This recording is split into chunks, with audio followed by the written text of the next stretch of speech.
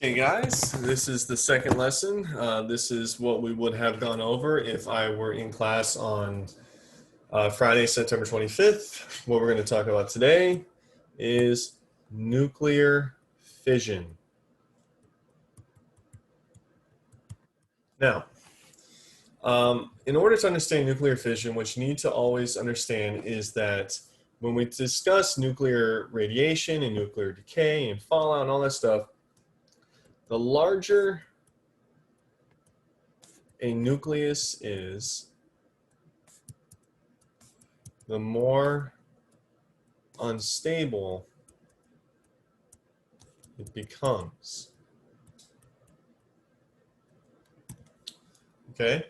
And generally, the large elements, or at least elements which have a disproportionate ratio of protons to neutrons, are radioactive. Well, you always want to gain stability. So the name of the game, or the goal, is to achieve stability, whatever that requires.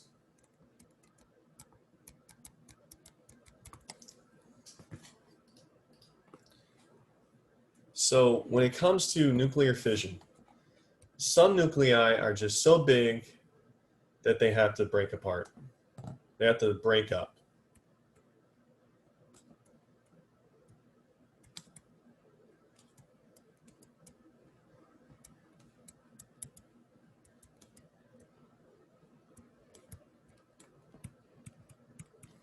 And if they split into something smaller, they might actually be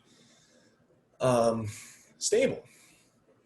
So when it splits, like let's say I have a very large nucleus here, it can actually split into the nuclei of two other elements. This is what nuclear fission is. And the opposite of fission is fusion. We will get to that on another day. But nuclear fission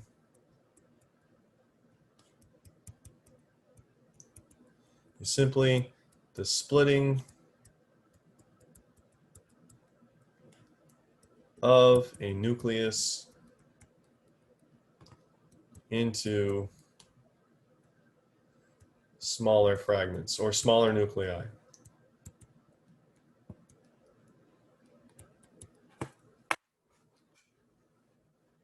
Okay?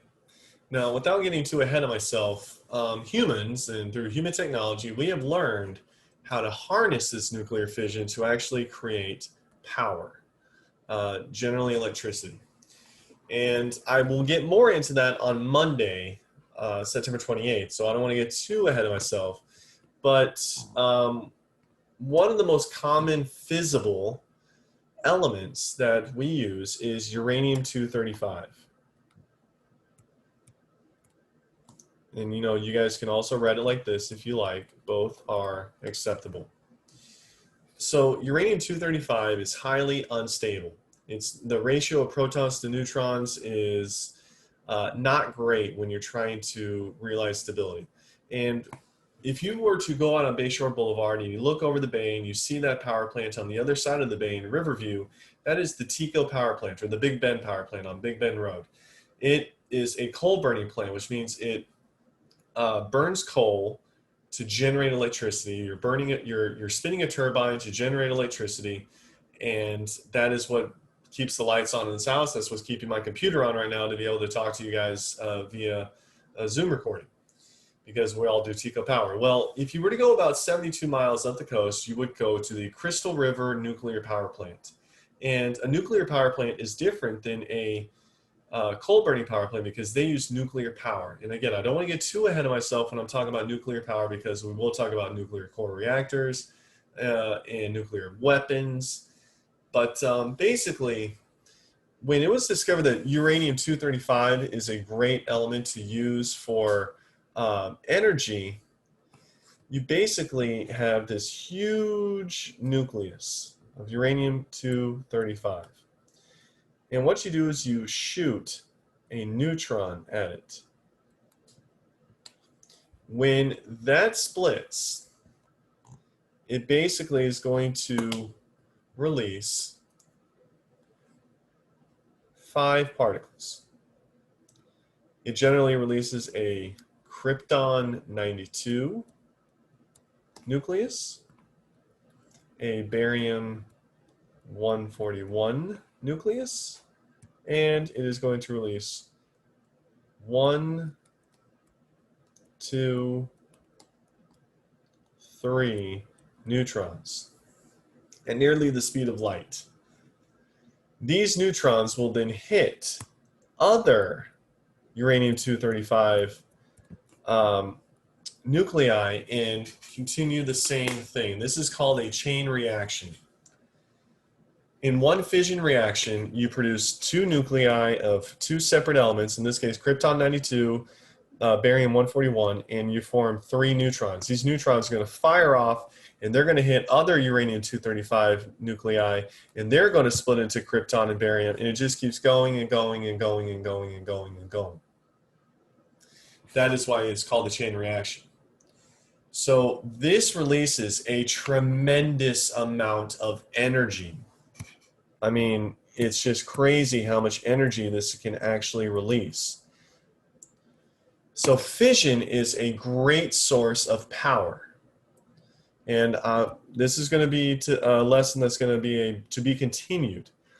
But to kind of give you a little bit of a preview of what we'll talk about on Monday, scientists will, and especially nuclear power plants and nuclear physicists, have learned that we can control how much energy is released, and we can harness that energy for our own purposes. So to start to wrap this up, in a nuclear power plant, this is just a preview, we have learned how to slow down this chain reaction so that we can collect the energy that has been released from this fission event to keep the lights on, for electricity. You know, this is where Homer Simpson works. You see the 2 iconic cooling towers, and you have a nuclear core reactor, which is where this process is taking place, the fission. So this is slowed down fission, because we don't want to have a nuclear power plant blow up, Chernobyl. Excuse me. You want to be able to slow it down so you can harness it. And then you have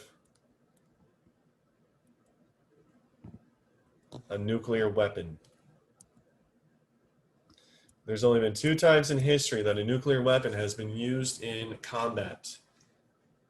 Hiroshima, August 6th, 1945, and Nagasaki, August 8th, 1945. There have been thousands of nuclear tests by the United States, Russia, China, India, Pakistan, France, England, and now we know North Korea. But as far as warfare is concerned, they've only been used once. And what you basically do is you just let her rip. You don't try to slow down the release of energy. You just let that release of energy do its thing. And it is devastating, the amount of energy that uranium and also plutonium can release into an area.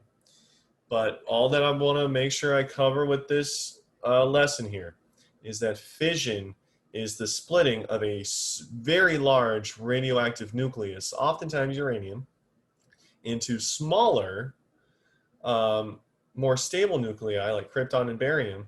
And also you're going to release 3 neutrons. And those neutrons are going to fly almost at the speed of light, and they're going to crash into other uranium-235 nuclei like what you see here. And the whole system will repeat itself over and over and over. And that is called a chain reaction. In a nuclear power plant, we're able to slow down this chain reaction, but in a nuclear weapon, you just let the chain reaction go full tilt, uncontrolled. All you have to do is just set the timer and run. All right, and that's it.